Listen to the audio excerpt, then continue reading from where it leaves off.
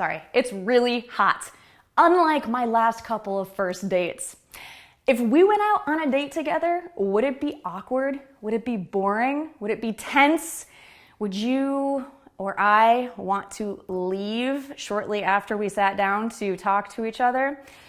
Let's not have that happen. Today, I'm going to share 4 tips and 25 conversation questions that will help us all have better first dates. Or if you're not dating, I think that these tips could help you in other situations as well. First of all, have questions in your mind that you can use to start the conversation, to be a leader in the conversation. Don't just expect the other person to do all the heavy lifting when it comes to the conversation. Be ready to ask questions. And when there's a lull in the conversation, like silence, like no one really knows what to say, it happens. Have a question ready to jump in. You know, even if it's a little awkward, I feel like some question is better than awkward silence. Am I right?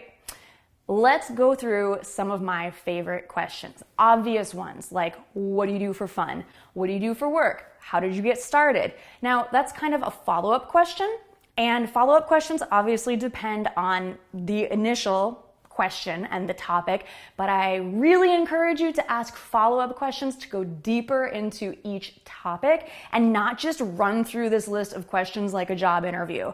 If it feels like the game 20 questions, if you're familiar with that game, I used to play it as a kid, you don't want your date to feel that way. That's just as awkward as silence, in my opinion. You can ask a lot of questions about favorites. What is your favorite food, your favorite drink, your favorite place on earth? Where do you feel most at home? Tell me about your family. Are you close with your parents? This one I think is really important.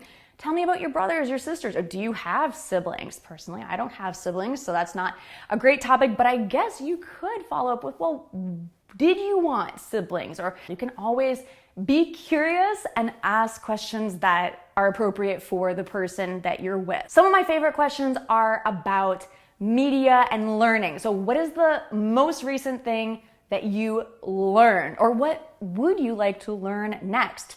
What are some shows that you have binge watched or podcasts that you listen to? What's the last book you read? Or what are you currently reading? Or what's the last news article you read? What's your favorite kind of music? Or if you had to only listen to 3 musical artists for the rest of your life, what would they be? So hypothetical questions. I mean, we have a lot of groupings. We could even make up more questions. If you can think of more, leave them in the comments to inspire us to ask different kinds of questions, favorites, hypotheticals. You know, A or B, do you like coffee or tea? Are you a morning person or a night owl? These are all different categories that we can invent questions for to make our conversations more interesting. I love asking questions about how people spend their time. Like, what would a perfect day be like for you? Walk me through it hour by hour. What does your year look like? Or what are you planning for the rest of this year? What do you want your life to be like in 5 years? Can you tell I like to think in the future and plan ahead?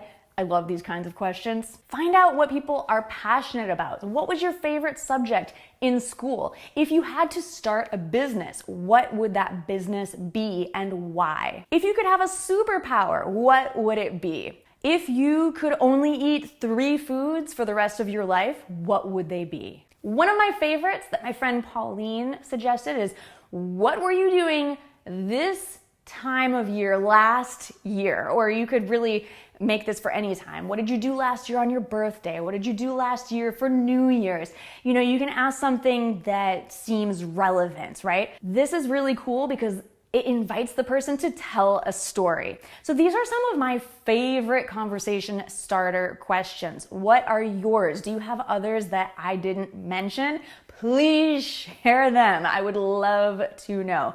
And a bonus tip is prepare your answer for these questions. It might seem like overkill, but again, if you're kind of shy like I can be, and you get anxious in a first date situation sometimes, having those answers prepared or like a story that you can share with someone will make it much easier and put you at ease. Of course, we don't want to make this like you're reading lines or like it's rehearsed. We want to be natural and in the moment, but let's be honest, we all tend to tell the same stories that we've told before, that we're comfortable with, that we can tell again. So think about what those would be. If you don't have any, please think of some. What would you like to know more about me? This is a good one to turn the conversation back to yourself. Other quick tips. Body language also counts for a lot. It's not just the words we use. Try not to sit directly opposite. Try to sit next to them, maybe on a bench or at the bar. And then you can sit diagonally and you can look at each other sometimes, but you're not forced to stare into each other's eyes like you are when you're across from each other. Also, it can be really, really nice to, on a date, break that barrier of not touching by simply touching someone on the arm or the shoulder, something very innocent and appropriate. This can help to build closeness. It can be really nice to build that kind of friendship and just break that barrier of like, oh, we're in our own bubbles and have our space. Now, another thing is outside things going on. Like literally you could be outside, go for a walk in the park, or maybe you're at a museum and you can look at the art around you and talk about that. So you're not just focused on each other. Or it could be a restaurant. I mean, obviously a lot of people go on dates at cafes and restaurants because you have something to look at, you're looking at the menu, you're ordering, you can talk about your food or your coffee. So there's that. So let me know how this goes. Let me know if you like these questions or if you would like to add anything. And we can talk a lot about in the future, if you want to, things not to ask perhaps, or how to ask follow-up questions, or how to answer these questions, what not to say on a first date. There is so much to talk about. So if you enjoyed this and you'd like to talk more about this kind of thing, let me know in the comments. Thank you so much for watching. Mwah! Have an amazing day. Bye for now.